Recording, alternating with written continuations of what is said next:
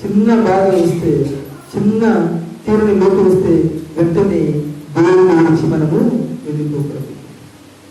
ఏ విధంగా అయితే అబ్రహాము విశ్వాస పరీక్షలో నిలబడ్డాడు, ఏ విధంగా అయితే మోషే ప్రభుత్వ విశ్వాస పరీక్షలో నిలబడ్డాడు, అదేవిధంగా ముందు కూడా విశ్వాస పరీక్షలో నిలబడాలి. ప్రసంగం ముగించినప్పుడు ఒక వాక్యం చదువుకొని మనం యాకోబు గారు రాసిన లేఖ తీసుకోండి. యాకోబు గారు రాసిన లేఖ 1వ అధ్యాయము 2వ వచనం.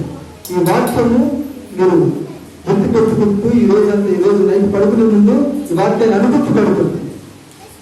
కొన్ని యాకోబు గారు రాసిన లేఖ 1వ అధ్యాయము 2వ వచనం. నా సోదరులారా, బాగా వినండి. మనందరికీ దేవుడు చెబుతుంది వాక్యం. నా సోదరులారా, మీరు పలు విధములైన పరీక్షలను ఎదుర్కొన్నప్పుడు నిన్ను మీరు అదృష్టవంతులుగా ఎంచుకొనుడు. ఏ విధంగా ఎంచుకోనాలా? మిమ్మల్ని మీరు అదృష్టవంతులుగా ఎంచుకోనండి. సహోదరి సహోదరులారా, మీ జీవితం ఏదైనా పరీక్షలు ఎదుర్కొంటా ఉన్నారు అంటే అది మీకు దురదృష్టం వల్ల వచ్చినటువంటి పరీక్ష కాదు, అది మీ అదృష్టం వల్ల వచ్చినటువంటి మీరు ఎదుర్కొనేటువంటి పరీక్ష. మీ జీవితంలో ఏదైనా కష్టం వస్తే ఏదో దేవుడు నన్ను వదిలిపెట్టాడు, ఫలానా దురదృష్టం వల్ల నాకు కష్టం వచ్చింది కాదు.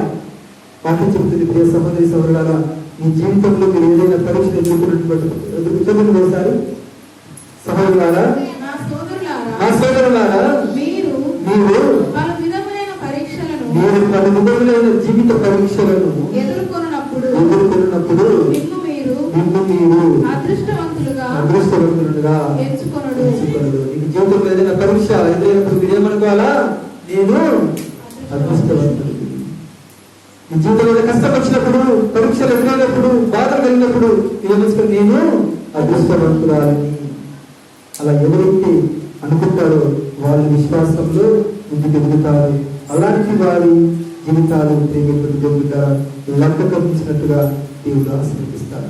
కనుక ఆ కృపను అనుగ్రహాన్ని దేవుడు మనకు సాధించాలని ఈ పూజా మనం కూడా ప్రార్థన చేసుకుంటూ పాల్గొందాం.